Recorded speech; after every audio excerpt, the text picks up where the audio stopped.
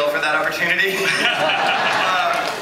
No, although this year we are going to be, as you probably saw from that little teaser, we're going to be doing a lot more with the DC mythology and bringing in other characters you're going to recognize.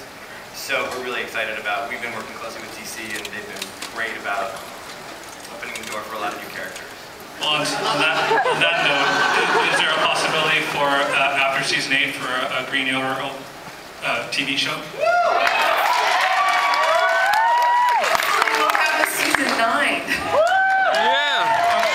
Or how about Green Arrow and his amazing friends? And Allison can be the oral. She runs the whole. Yeah, exactly. Yeah, see, there you go. Watched it. It sounds like the Warner Brothers ought to be listening. Thanks, guys. It's great. Thank you. I love it. Next question. Be sure to state your name so we know who you are. My name's Dylan Davison, and first I'd like to say, Alice and Matt, you rock. Thank you. My question is actually for you. You played in an animated movie, a voice in an animated movie. Which do you like better, playing a voice in an animated movie or working live in front of a camera? I think I prefer working live in front of a camera, but animated features are amazingly fun. Because there's no real ceiling, so you can kind of go as big as you want, and the bigger the better, because the more it translates through your voice. It's also really cool to see a drawn you kind of up on the screen, because they film you as you're acting and then they animate to you. So I was never so aware of sort of my body movements and the way I express as I was when I saw myself drawn up on the screen. So it was very cool. They're very different, but I think if I was to have to choose one or the other, I would pick live. But you also get to show up to work in your pajamas. Which is true. Which is very true. You're right. Thank you. Could I have a picture with you afterwards? All these promises. Next question. Don't forget to state your name. Hi, everyone. My name is Jeremy. Hey, Jeremy. Hi, Jeff. I've been a fan of the show since the pilot in September 2001 after I watched it with my church group. And I've been a fan ever since, so thank you everyone for everything you've done. My question is for Allison, or actually for any of the writers, or even Jeff, if you have any thoughts on this.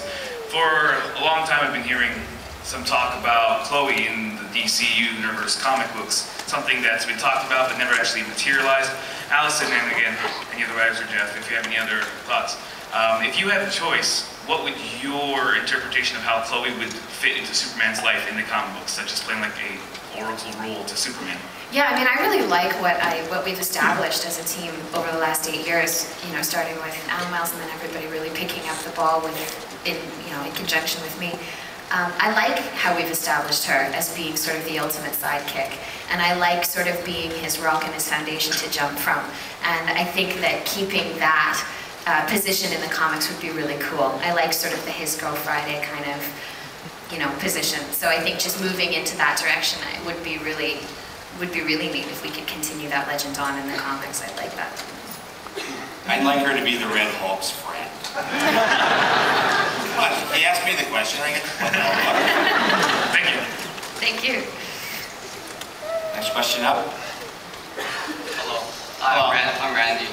Hey, Randy. I was one of the top 40 Ultimate Fan Contest people. So yeah. My question is, in CW had a trailer that showed Lex finding the fortress in the snow gear. Whoever can answer, what happened to that story plot? Todd, do you want to take Lex finding the fortress in a snow suit? It's interesting because last season that was shot for episode 15, which happened, that was going to be our season finale because of the writer's strike. So we had shot that and then decided to use it for promotion. When we got to episode 20, it just didn't fit in that episode at that point. We just decided creatively that it would have been a better moment with him walking in. And is that stuff you get to see on the DVD? Let's hope so. There you go. Do you guys want to see that stuff on the DVD? Speaking of DVD, there's someone that we need to thank here, which is all of you guys make it happen, but beyond you guys, there's a studio behind this show that finances this show, and there's a gentleman named Peter Roth whose brainchild Smallville was 8 years ago. We should all give him a big round.